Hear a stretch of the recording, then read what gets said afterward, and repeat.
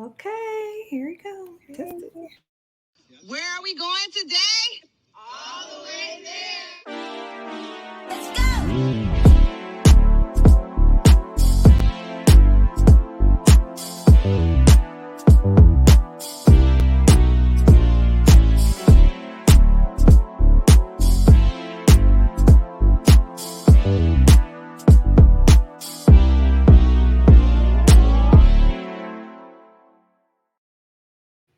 Hey, y'all. How are you? Happy Hey. Sunday. Okay, so this is the thing, because we tried out the new Thank you. DJ stuff, right? So then when we get ready to say where we're going today, all the way there, now I don't have a buffer, so we got to go right into the thing. Think about that. I overthink. I overthink. Yeah, we'll work it out. So listen, guys, today, we have Amy Lucas with us. Thank you for coming on. Yes, Amy. thank you, Amy. Oh, thank you so much for having me.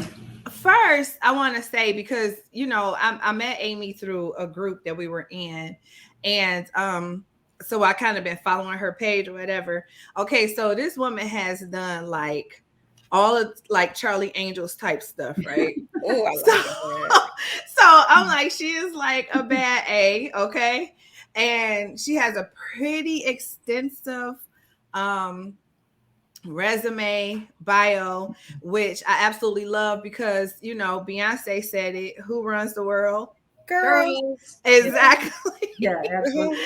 So first of all, I'm just gonna lightly, before we go into our icebreaker, introduce you. You are the owner of Steel and Stilettos. Yes. And we really appreciate you being here, because it's tons of guys in this field. Mhm. And we get their perspective, but it's really great to have a woman on that has not only did you do this, but you have a pretty, like, you go way back in your career that have led you to here. So I can't Yeah. wait till we get to hear about that. Yeah, absolutely. I can't wait to share it. Thank you. So listen, today the icebreaker is, we all probably know, especially if you from the hood, and I'm not going to even say from the hood now, because even the suburbs, we all know a plug to get your license without going to sit down in the class, You're right? talking about a license to carry. Yes, a license to carry without sitting down in the class. So I'm not going to make you show your hands if you know anybody like that, but I know I personally do. Sometimes they approach you, you don't have to take the class, you don't have to do this. But if you have you ever thought about doing that, too afraid to do something like that, or been approached to take the license to carry class without actually going to sit in the class? Have you ever done that? Have I ever done that? No, well, I know you haven't. No. Have you ever? Do you know people who have done it, Tanya? No, I don't, but that's so scary. I mean, just the weight of carrying a gun and not having the proper training behind it is so scary to me. I know people do it all the time. We see it in mass shootings and just what happens on the street, but just the thought of paying how much do they pay? Hundreds of dollars to just get the certificate and say that I have a license. That's lazy, irresponsible. Yeah, That's absolutely. fabulous. I mean, why? Just why? Absolutely. So, I do run a certified instructor class. So I teach other people like me to be, like others, to become a certified firearms instructor. So I definitely talk about rubber stamping, and that's what it's called in the gun world. It's rubber stamping. You're basically just putting your signature on a certificate that's not really true. And in fact, it's a huge disservice to the community. And I find that it's insulting. Almost, it's a disservice to yourself. And, it takes you 8 hours to get a CPL that could possibly save your life. And I believe 8 hours is the minimum standards, but there's so much more to learn than just that 8-hour class. So now you've gone from just getting a certificate, and now you're going to go get this license to carry, which is going to allow you to carry legally concealed in your car. You're going to get a taser now if you want one, but you have no training to back it. And so if something was to ever happen, your responsible for knowing all of those things that you were supposed to be trained on. So you're basically responsible for that. And they're going to say, when you go to court, because they're going to analyze the situation, if you were involved in using force, they're going to analyze that situation and said, you should have known better. You took the course. You know, in that course is where we talked about all of those things that you needed to know. So I believe it's a huge disservice to the community. And there are a lot of people out there that are doing it just for that quick money. And you don't have to be in the hood, because that is called the hookup here out in the burbs too. Right, exactly. So, but it is a huge disservice. And in fact, you know, there was a guy that was in Michigan, up in the northern part of Michigan, not too long ago, that got caught doing something like that. And so what they did, that's a 4-year felony and a $250,000 fine. Or no, it's $25,000 fine. But not only that, they revoked all the CPLs of anyone that ever taken his class. Wow. Or supposedly had, right? So which should be the case. Yes. And you know, it's kind of scary, because when you really think about all the laws and stuff that actually come with a gun, like licensed to carry, have taken the class, and you don't remember everything. Exactly. In fact, you know what they say is, like, after the first day, you're going to remember, like, after you go home, you'll probably remember about 60 to 70%. The next day, you're going to remember about 50%. And then if you don't continue training, you're going to lose it all. Right. So it's kind of like that saying, if you don't use it, you lose it.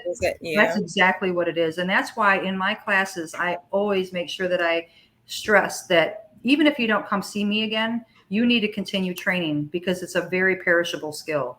You know, I didn't get to be a good driver by just going a couple times and driving around the block. It took me years to become a really good driver. Right. That's very true. That could potentially take a life, or I could, potentially avoid an accident because I've had enough time behind the wheel. Right. And that's a good example, because, some people have been driving for years and still terrible, right?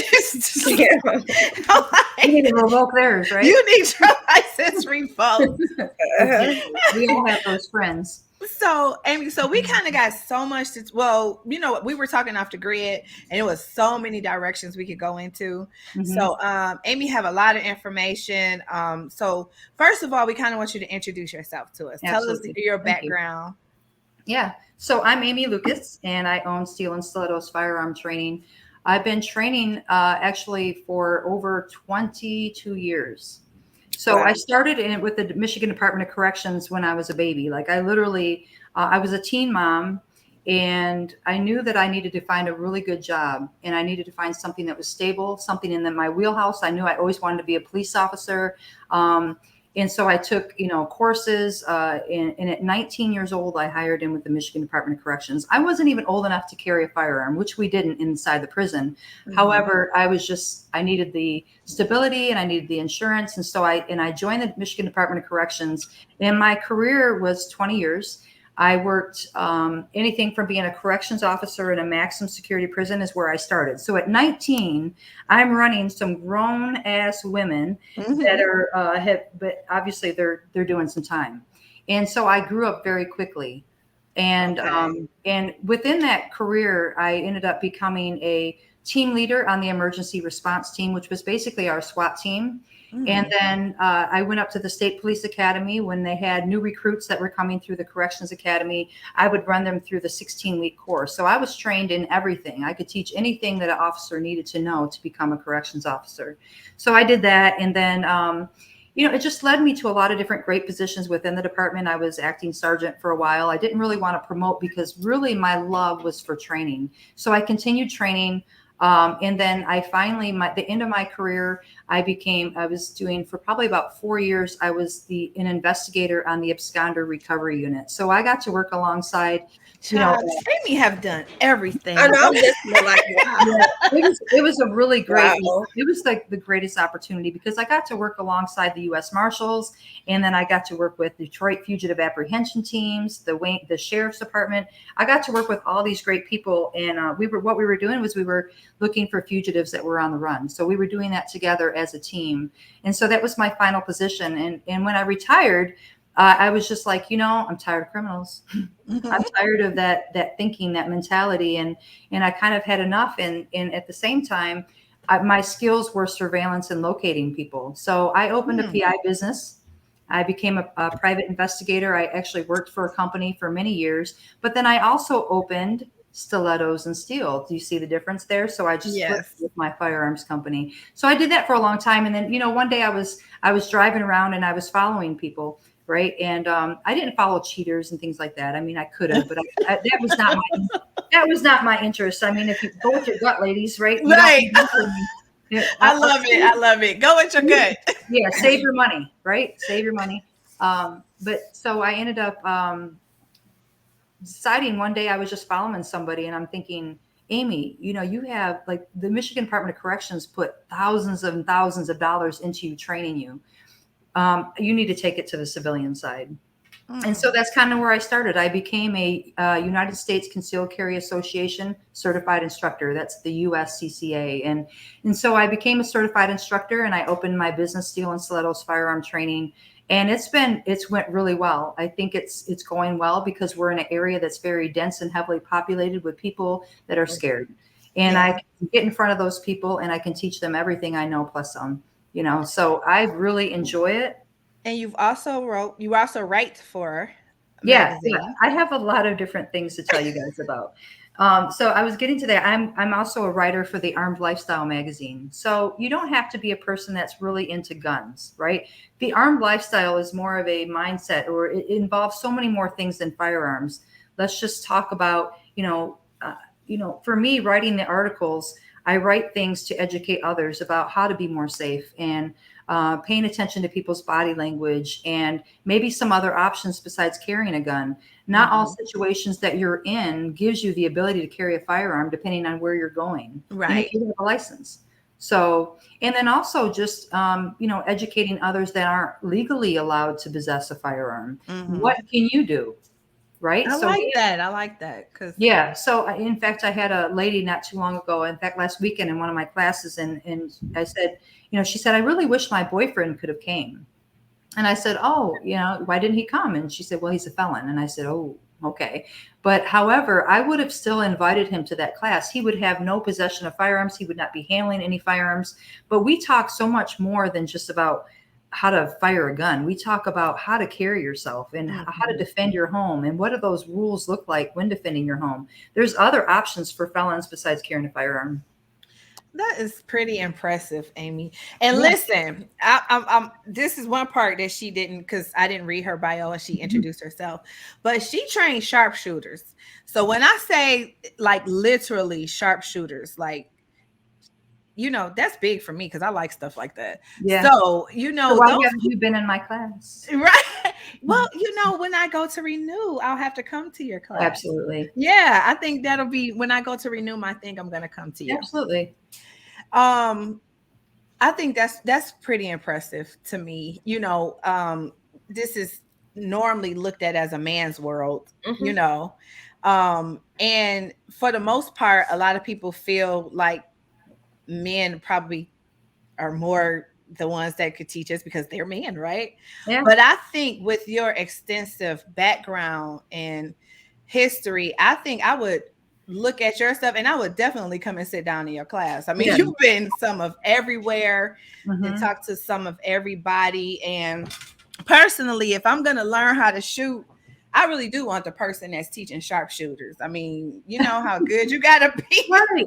Well, also, not only that, we've got to start thinking about, I'm a woman, right? So we carry different, we use different firearms, if somebody was to say, Amy, what firearm should I get? I don't know.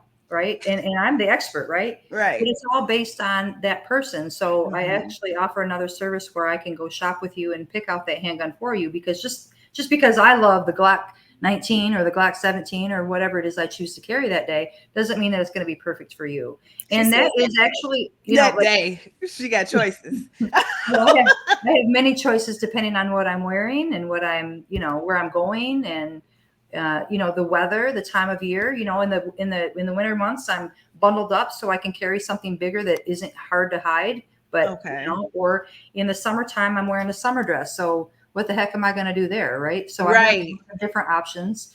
And that's what's great about the class that I teach, is that we do talk about the considerations to think about when choosing a firearm. That's interesting because it's funny because when people sometimes find out that I do carry, they'll ask me that. And I'm like, how am I supposed to know what you should carry? I just barely found out what I'm supposed to carry. Right, right, right. So that is very true. That is very true. Exactly. So you kind of told us about the PI side. So listen, I used to watch. So I used to sit back. So Amy is on my Facebook page, right? And when she used to do the PI, she would kind of let us in her world, right? And we would be, well, I would be. I don't know about the rest of the people, but I would be sitting there with my popcorn because I'm like, where is she going? You know, like, and she would put up the picture. She'd be like, can you guess where I am today? And it'll be like this location. I'm like, I've never been to that location. Okay, so I've learned about 1 million spots from Amy Page that I had no idea was in Detroit. Then she would tell us about some of the cases or whatever. It was very, very interesting to watch. It is very interesting. So I'm going to Amy's page now. I know. So if you follow Amy Page, she's pretty It's interesting. Yes, it's pretty cool. So before we get started with our questions, Aaron asked a question and he said, is there a procedure when stopped by the police when you have a firearm in the vehicle? Do you have I don't know if that meant hand. Do you have the police? Wait a minute. Wait. Do you have the police there is a gun? Oh, do you probably tell? Do you tell the police there is a gun in the car every time? Absolutely. So as if you're carrying a firearm, you must tell the police. So I always tell, anybody that I talk to about this, before, why did you pull me over? Before even all that, or before, you're going to start cussing or whatever, you have to let the police know that you are carrying a firearm. And so what I usually tell people is, like I said, always keep your hands at 10 and 2. If you have time to quickly pull your identification card, your registration, and your CPL out before they get there, that's fine. Verbally, you must verbally tell them. You cannot just hand them the CPL, and that's not telling them that you're carrying. So you must let them know. So I usually try to have my stuff out before they get to the car. I have it always perfectly placed somewhere in my car, all my things. And that way, when they're pulling me over, when they come to my door, my hands are at 10 and 2 or up or somewhere where they can see what I'm doing. I'm not going to be rummaging around my vehicle, still looking for my registration card. If they've made it to the door before you've been able to get those documents that you need, I'll still identify that I do have a firearm on me. It's on my left, hip. And my CPL and my identification card is in my purse. What would you like me to do? And have them direct you. But it is so important to verbally let them know that you're carrying a firearm in your car or your vehicle. Okay. And I see Doreen answered your question about how does one enroll in Amy class. She put up your link. So yeah, Doreen, first of all, awesome. Amy came with her own moderator. Okay, so look. I love Doreen. Doreen is actually also a firearms instructor. She owns a firearms business in the community as well. In fact, she owns a range in a retail shop, and she's awesome. She actually took her and her husband took my certified firearms instructor course. And out there in the firearms community, there's a little competition, but I tell you what, if you can collaborate with great people like Doreen and her husband, or just others that all see the value in doing something together, we're like-minded individuals. It's a positive thing. I think that's awesome. Tanya, you have a quick question? I do. And it's kind of like what Aaron is saying. I just want to know about this name. I love the name. How did you come up with Stilettos? Yes. Okay. Well, originally it was Stilettos and Steel, right, with the PI business. And the behind that it was me and my best friend, Robin Gamble, and another guy, Damon Kimbrough. They're all from the Detroit area. And we had the PI business together. And we were the Stilettos, the girls, and he was the Steel, right? And then when I opened up the firearms business, I loved the logo. We already had the logo, but I flipped it around. Steel is the firearm and Stilettos is I'm a female, but it goes deeper than Stilettos. You'll rarely see me in Stilettos because I'm already very tall. So, and I'd probably tip over. So you'll rarely see me in Stilettos, but it's just a lifestyle, right? It doesn't matter if you're wearing Stilettos. It doesn't matter what you're wearing or who you are. You can carry it no matter what. And we want to make sure that we're hitting all the markets, and especially the female market. For me, I love when I do have some men in my class, it gives a different set of questions and things like that. However, I really do cater to the females, and that's kind of where that came about. I love it. I love it because it's pretty. I mean, it's pretty sexy. Yeah, I mean, can everybody see it? I think, right? Stilettos and steel. Oh, I love it. I love it. Okay. Where would you say, Amy, is like the most vulnerable place for women to be? Vulnerable place for women to be? Like when we're out. When are we the most vulnerable? Well, you're vulnerable when you're alone and when it's at nighttime, and you're not carrying anything. So that's when you are the most vulnerable, when you're not paying attention, when you're not looking around, you're not paying attention to your situational awareness. You also could be very vulnerable. It doesn't even have to be a location. It could be you're very vulnerable if you have a conflict with another person.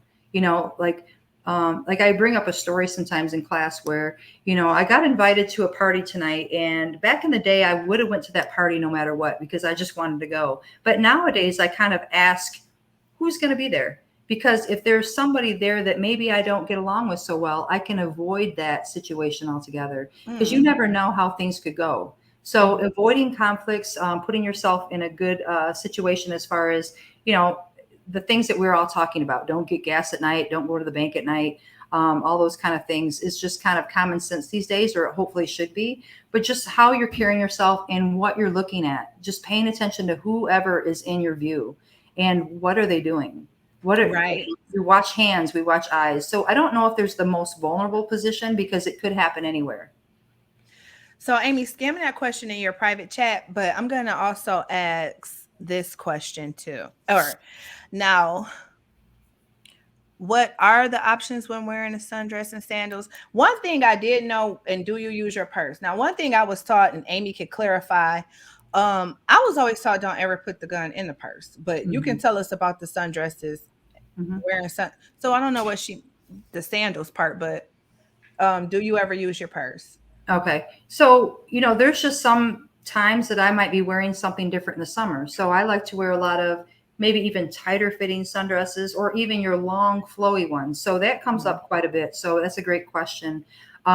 So there's so many products out there that we could talk about, and things and ways to wear it. So for me, if I was wearing a sundress, I would probably wear sticky holster. That's my favorite. Is it? Yeah, he's a great friend of mine. We see each other pretty often, and we're trying to collaborate on a few things together. Actually. Yeah.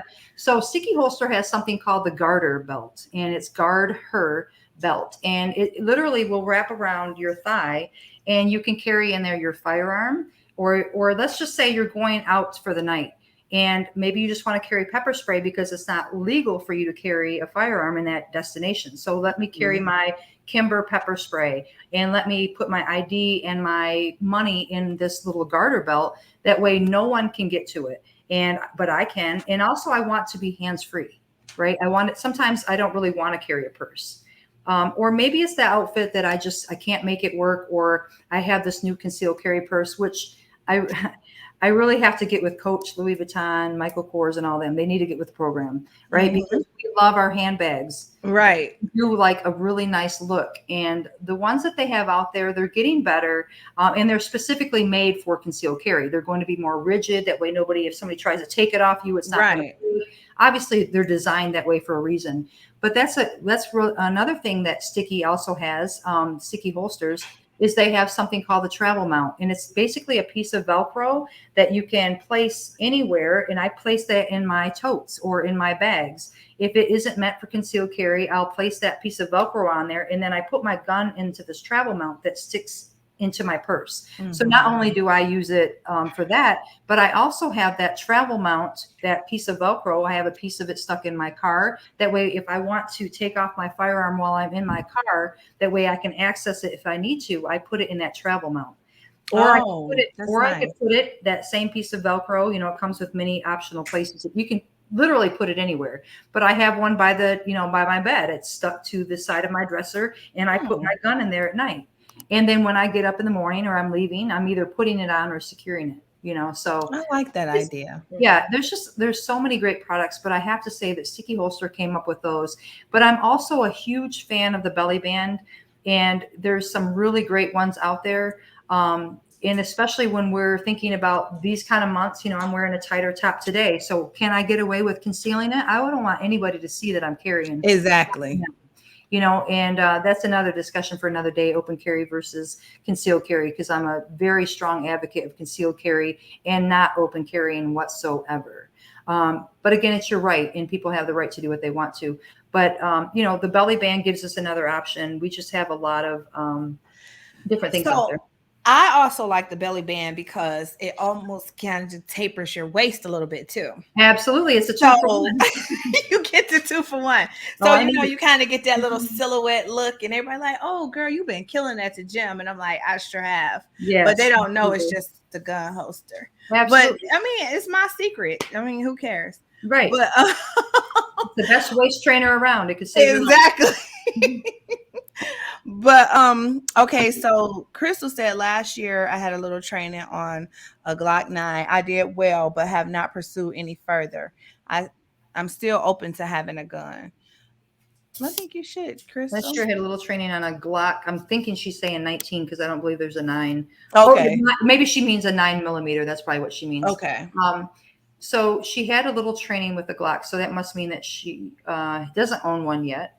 Well, that's another, that's a great thing to think about. Like, before buying a gun, maybe you should consult with somebody like me or another firearms instructor that you're comfortable with about talking about the considerations of what gun would work for you. And, I have to promote really quickly, there's a lot of really great ranges around, but specifically I know about Top Gun Shooting Sports in Taylor. I take some of my classes there as far as taking them to train them on the range there. And they have a great program. On Monday, they have a ladies' night where you can shoot half off.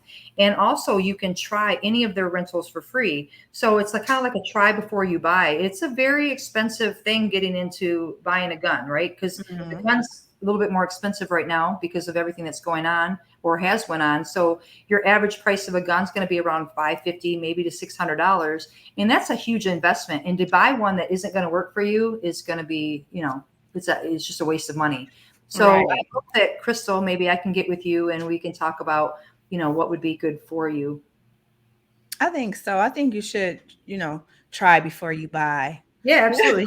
and being that it's free, because usually firearms rentals in most places are, they run around $20 to try it, which is worth the investment to try it. And also at Top Gun, they also do something where they, I think it's like if you're super, super interested and they, you're showing that you're probably going to buy, they'll let you try it out on any other night as well. As long as there's a showed interest, they'll give you some rounds of ammunition as well to shoot. Now, when you do your classes, do you bring most of your handguns with you so that people can try it? Yeah. So what I do is probably I would say like 75% of people that attend my classes do not even own a firearm yet. And I love that because guess what? I've got you covered. So I have a lot of different options for you to try. And we start out with a lower caliber and we work our way up to a higher caliber, just so you see the difference. And then you can see that, wow, I can handle all the way up to a 9mm or, whatever it is that they're interested in shooting with me that day. So I do provide the guns and ammunition. It's just an extra fee to use it with the class. But I like that they don't have a firearm yet because there's so many things that we talk about in the class about the considerations before buying. And some people they rush out and buy a gun before class and then they show up and they open their case and I'm just like, oh no, this is going to be a disaster. They picked a piece of crap gun that always malfunctions, or they bought it because it was pink and it was cute. Right. and the price was right? $250. Oh Lord. The price is right, but you want it to work when you need it. So that's I'm gonna tell you, okay, and it is not what am I trying to say? Tanya, you always can find the right words for me. I'm not making a type of statement. I'm gonna tell you why the pink guns don't work for me. It just don't make me feel like it just feel like a toy. Like it don't feel well respected to me. So I stay away from all the color. And if that's what you like, that's what you like. I just don't go with those pink and purple guns. I'm just like, okay, whatever. You just look like you just want to show and tell. Yeah. Right. And I'm with Amy too about the conceal. Like, I don't even like for people to know that I'm Absolutely. carrying. And now sometime, depending on who I'm going somewhere with, you know, in advance, depending on who the person is, I will let them know, so no, they won't be like, oh, you know, you didn't even tell me, you know, because some people are uneasy, but that also depends on who I'm with. Yeah. Everybody, you can't even say that too, but yeah, that's very interesting. Yeah, I don't like the pink and purple guns and stuff Yeah. like that. Well, it's not. I mean, and it might not always match, right? You know, you Right. Black goes That with part everything. too, right? Black goes with everything, doesn't it? Yes. But no, I it's just that people tend to go for that cute gun that's in their price range, and it's usually something that I probably wouldn't have recommended for them to begin with. Yeah. Okay, and so somebody else has said something. Oh, Aaron and Amy, what did you think about that question? Just say yes or no, because I don't want. Which question, Kayla? In the private chat. Yeah, that's fine. Okay, so I wanted to ask her that because, you know, in our homes, we're all in Black homes where we teach our kids, you know, if you do this, if you see this, if you get stopped by the cops, and those are always conversations in our home. So Amy is the mother of, her son is mixed. He has a black, yeah. What'd you say? His name is Tevin. Yeah, so he has a black dad, her husband, black dad. So I wanted to know, ex-husband, I'm sorry. Look, Totally single here. but she's single.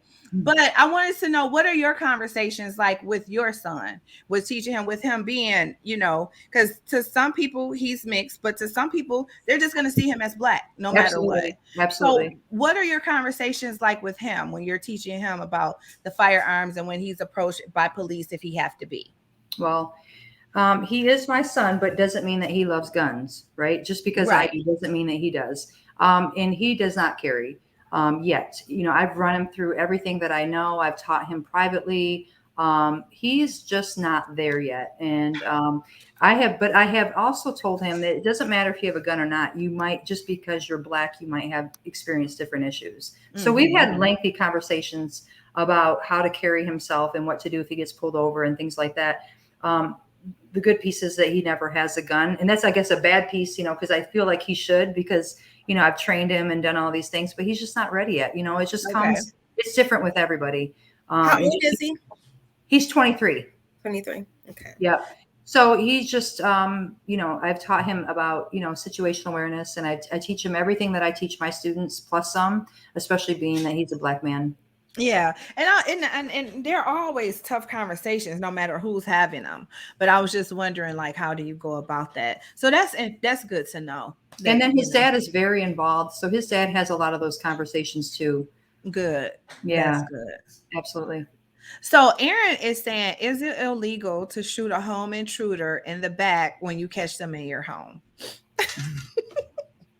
Aaron. She ain't even met you yet. What do you think? She already responded how like me and Tanya would. Aaron knows. You do have the right to defend your home. You do not have the right to defend property. Interesting. So if their back is turned and they're leaving out, but no, you do not. I was not saying yes, you can do that at all. You cannot. Oh no, I totally understood what you meant. Okay. Yeah. So no, you have the right to defend your home. If you feel like you or your loved ones are in danger of great bodily harm or deadly force, then you have the right to use deadly force in your home. You know, we have castle doctrine. That's what that's all about. You have the right to protect your home. Now, if you're in your kitchen window and you're doing dishes and you look out and somebody's stealing your car and you go outside of your home with that firearm and things escalate, and next thing you know, you have to shoot the bad guy, you could be in a lot of trouble because you had a good view from your window and you could have been a great witness and you could have called 911. Right? That's right. That's right. So if you go out there defending property and things escalate, you're going to catch yourself in a lot of trouble. That's true. And look, responded to, I hope I'm not chopping your name up. Almeida is, that's the way it looks. She say, I do like fancy guns. I do too. I just actually bought some new shoes, fancy lights and all kind of stuff for my gun. So I do like fancy guns. I just don't like them color coded ones. Yeah, well, Almeida is actually one of my instructors that I put through my certified instructor class, and I do know that she loves all different kinds of guns. And I have actually looked at a aqua, I think it was an aqua bluish and black gun that I really, really liked. I just typically stick with the black guns. And so, Almeida, I know that you love all your fancy guns. But see, I think that would be cute to add to a collection, not as my primary it's not gonna choice. be my primary, right? Yeah, definitely not my primary choice. Crystal said, Aaron, you can't shoot people if you watch them still in your car. I learned that in 1972. Aaron, you know better. Okay, so he also asked if you could shoot an intruder in your house. Oh, she answered that when you went out. Okay. Yeah, when you blooped out. And so, I do know the answer to that is no, right? Yeah. No. So she said you can defend your home, but you cannot defend property. So if you felt defending you and other people in your home. Right. So but you can't use deadly force over property. Yeah, which some people is like, he was trying to steal my car, or he can't, right. That type of thing. Do you guys remember the old school way of thinking that if I shoot somebody in my property, I just got to drag them into the home? Yeah, I remember that. Yeah, it has to be within your home, and it could happen anywhere, right? But when we talk about deadly force inside of the home, like say the intruder does break in and they're in another room in the safe, right? We're not going to actually go out, or at least what I try to teach in my class is we're not going to go looking for the bad guy. What we're going to do is we're going to secure our loved ones in a safe place in our home, and we're going to defend that safe location while we're on the phone with 911. I like the way you put that. Yeah, I'm not looking, even though I was tactical, right? I could still clear my home, right? But not everybody's doing that. And I'm not even going to do that. If I was somewhere and somebody came through my front door right now, I would be trying to get the heck to my safe location, which for me would be in my bedroom because I have a lock on my door. And then, I've got an arsenal behind it, right? So I would defend that safe location. I would not go looking for the bad guy. And, because if things elevate, even though you have the right to use deadly force in your home, if you don't have to, why? Right. Because not only are you the prosecutor and everybody else is going to be looking at your actions and determining whether you made the right choice or not. So yes, you do have the right to do it, but now we're looking at, I got to hire an attorney, and there's the financial responsibility and all the liability that comes along with it. Right. So I always tell people if they can avoid it and just get all your loved ones and discussing a home defense plan, that's the most important. Yeah, because they can also sue you, can't they? Absolutely. And even if you're not criminally, in any kind of trouble, civilly, you could be sued. But if somebody is coming at me, game on. And game on, baby. Yeah. Period. Okay, so I asked you a question off the grid, and I'm not sure if other people want to know. When I go certain places, I was telling you how sometimes I'm uncomfortable because some places you can't carry your firearm in a place, but I'm still always uneasy about leaving a gun in certain places in my vehicle because I always have this thought that what if my vehicle get broken into? So how do you store the gun in the car? I know some people say put it in the glove compartment and lock it. I mean, sometimes that may work, but people are breaking in your car. They're going for specific places. Absolutely. So that's just a matter of, somebody getting in. So how do you, even in your home too? So you can answer both of those if you will. Okay. So like if I'm going somewhere and I'm carrying and I decide, usually what I do in the beginning of the day, even when I get dressed, I think about, just like how I'm putting my socks on, I'm putting my gun on. It's kind of just part of my wardrobe, right? But while I'm getting dressed, I'm thinking about what I need to do that day, right? So there's many different things that I do. Like, if I got to go run errands, I got to go to the post office. Oh, I can't carry in the parking lot or in the post office, right? So a lot of people don't know that unless they've been trained, right? So I might not be able to carry that day or for that specific errand, right? But if there is something that maybe comes up and that I didn't have planned, and now I find out that me and my best friend are going to go have a drink, now I have to take that firearm off of me and have to put it somewhere. So I actually have a gun storage safe in my trunk that's actually tethered to my trunk, so it can't be taken out of my trunk as well. I don't feel comfortable with that, though. Honestly, like, I don't think you can legally, but if something was to happen, I would just feel terrible. So do you buy a lock box or something? Or yep, there's a lock box. So there's all different kinds of lock boxes out there. I would highly recommend that you're not choosing anything that has a small combination locker or lock or anything like that. Do you guys even remember how to do that from high school? Right? Yeah. Yes. Okay. So I recommend something that's not so hard, because when we're scared, we go through something, or something happens, we go through what's called the fight or flight, right? So during fight or flight, that affects how we respond, and it also affects our manual dexterity. So we have to worry about being able to get into that safe during a problem. Okay. So, and then also, like, we got to think about the kids. The kids know where the keychain is, the key ring is. It's got some keys on it. That might open that key box that's in, exactly. That's in the, so I recommend something that maybe you use your thumbprint for, or something with some specific way to open it than a key. Okay. Or, something like that. But I would That's definitely good info. Yeah. And then for my I have several different vaults in my home, but I have some that it almost looks like a post office box, where the end of the key where you turn it is much larger because of fight or flight, because we have a hard time opening something very small. So it's got a very large key that goes in it, and I keep it somewhere separate. And then, so there goes the key thing, right? That we just talked about. Mm-hmm. But I've got a lot of different options that you could use a thumbprint for one. And luckily my home hardly has kids, but, I always make sure that it's secure. Secured for sure. And that is so important. I know that some people feel like, well, I'm at home, it's a good day. They just lay the gun down on the table.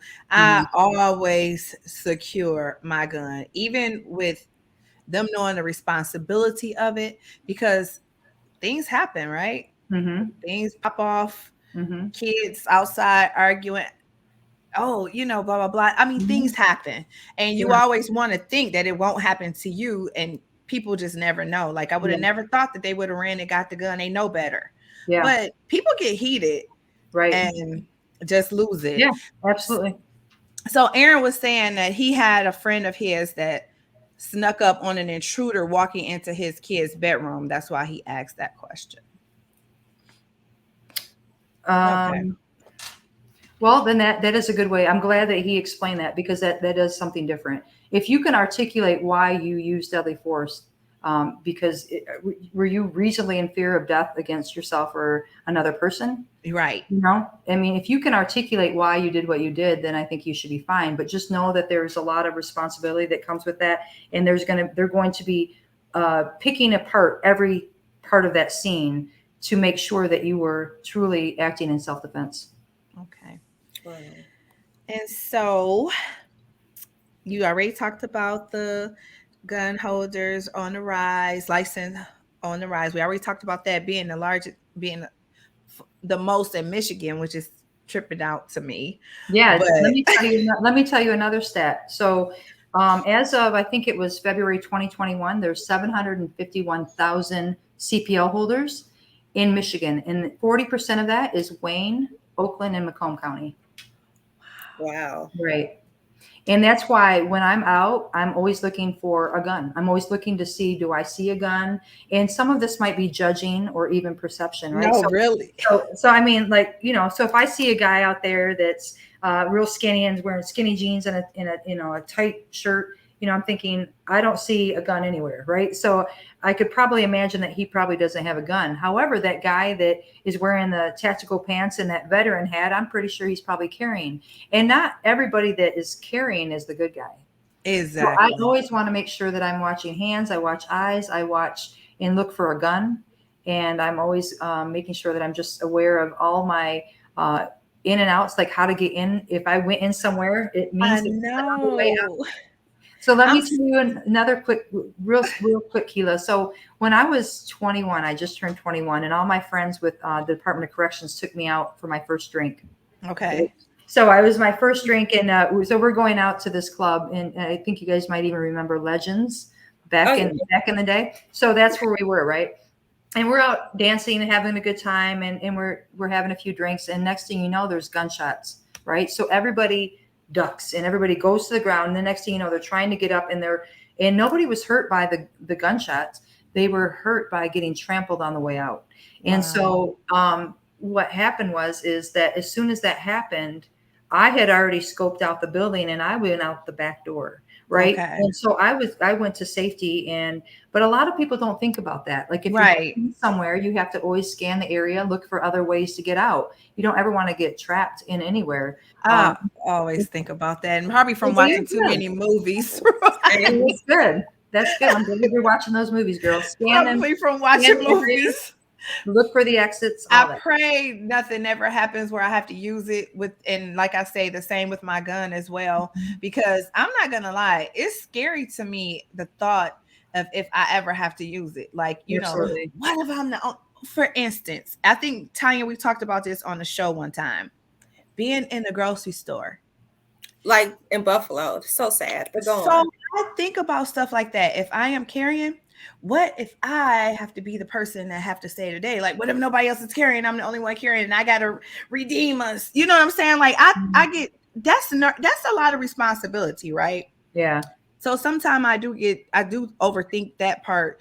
But for the grocery store incident just happened, that's a scary situation, and it's real. So you just go into the grocery store on a normal day, 2:00 in the afternoon, and here come a shooter just killing people. And I just found out today that it was racially motivated. I didn't even know that until today. Okay.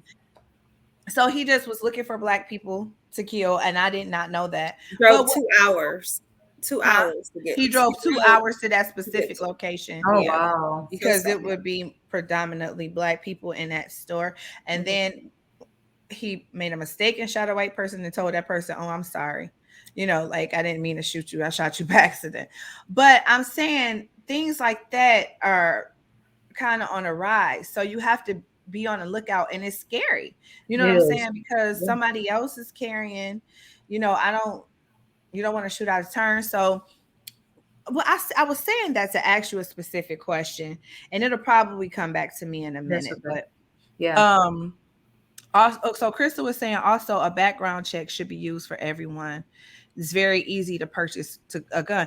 They did a back check on me when they did a background check. Yeah, it's a huge federal. It's an ATF form. I can't remember the actual of 4473. I think it was what the form is called that the ATF has you fill out, and you go through an extensive NICS background check. They did. Yeah.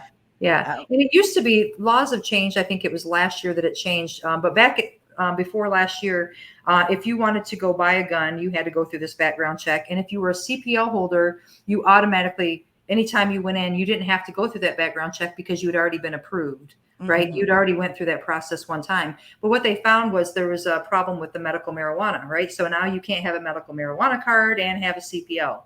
So they wanted to be able to get rid of those issues. But then also, just because we didn't run your background check again but you're a CPL holder doesn't mean that you haven't committed a crime since the last time that you bought a gun. Right. So they're trying to find those deficiencies and make sure that the guns are getting in the hands of the right people. Okay. So how do you feel about NRA? They're trying to restrict the use of guns and like the mass shootings and turn your guns in.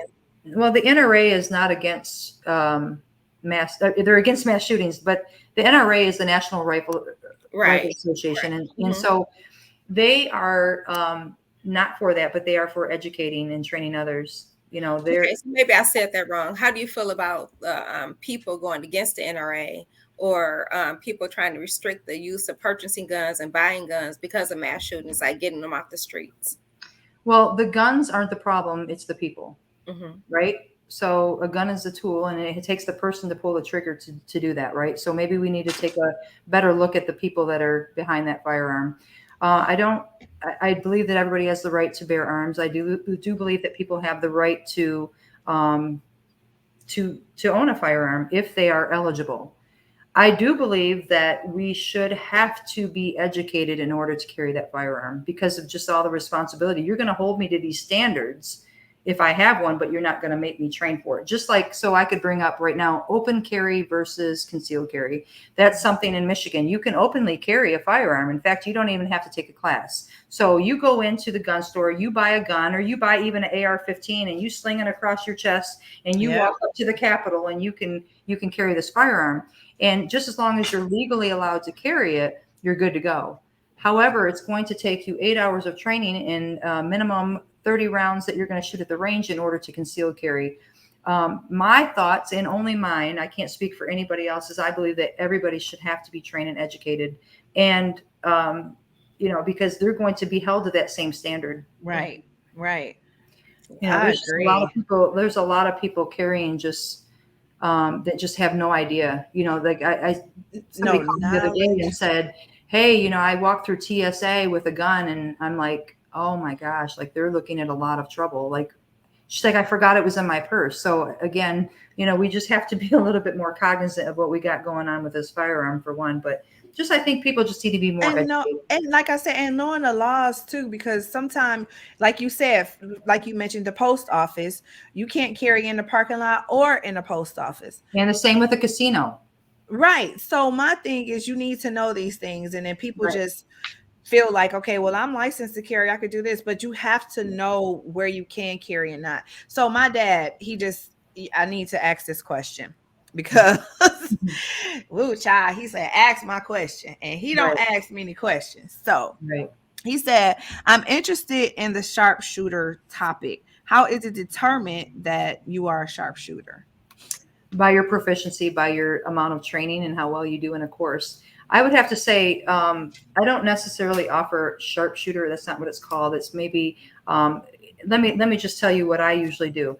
I have a lot of your basic classes, and even some more advanced classes that I could do privately one-on-one. But what I do is, if something's somewhat out of my wheelhouse, this last weekend I hosted Rob Pincus, who is very huge in the gun industry, and he teaches a lot more advanced techniques and the sharpshooters. So usually I will host someone to do those kind of classes where we do some type of collaboration. But his question was, how does it determine? So basically, like you say, your proficiency. Yeah, your proficiency, your handling of the firearm. Man, so I'm intrigued by stuff like that. So when I watch those little courses, so I'm one of those people that watch the shooting when people go to the open range, which I would love to do, because Amy, I'm sure you know where many of them are, but I've never been on an open course. Like an outdoor course? Yeah, don't even know if I'm really good enough for that, but I still want to experience it. Oh, absolutely. Yes, you are. When I keep hearing the ping, ping, ping, ping, ping, I'm like, oh, they must be really good, you know. So I get invested, and then next thing I know, I didn't watch about 4 of those videos back to back. Yeah.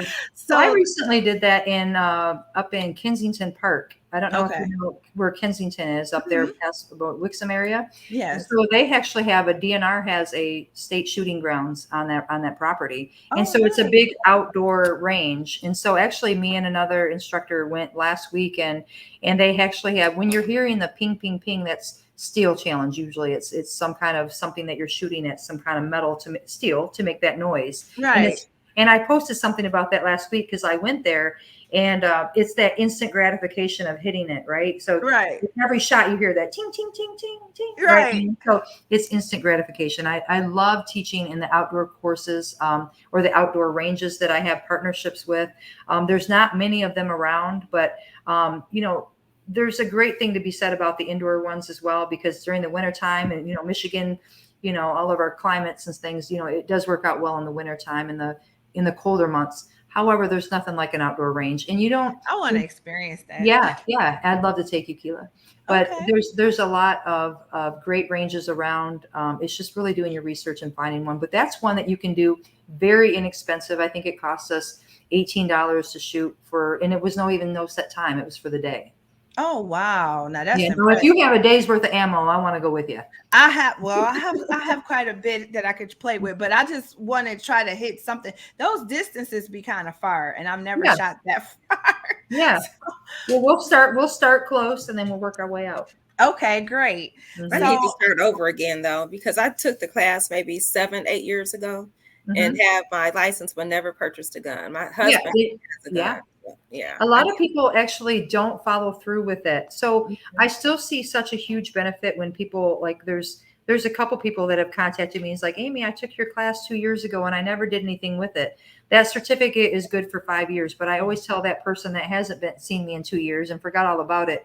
Look, come back to my class for free. You've already attended, but come take it again. I won't charge you. Let's get you a fresh certificate. That way I feel a little bit better about signing this. But I always recommend that you have to do a refresher for your every 5 years. And as of next year, it's going to be mandatory that you show proof of a refresher course. So what I tell anybody that's taken my course, just come take it again, because if you don't use it, you lose it.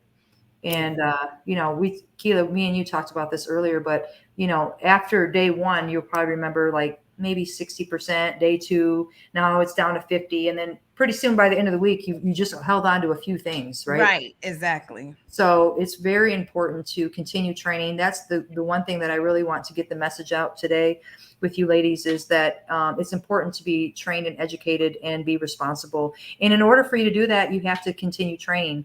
And like I said, whether it's with me or another instructor, please continue training because it is a perishable skill. Okay, I like You that. just keep I like advancing yourself, give yourself something to, some kind of goals. Oops. Okay, so my mom is saying she stopped carrying. I don't know how I just did that, y'all. I'm sorry. I want to She go with your whoever that was, Marin Davis.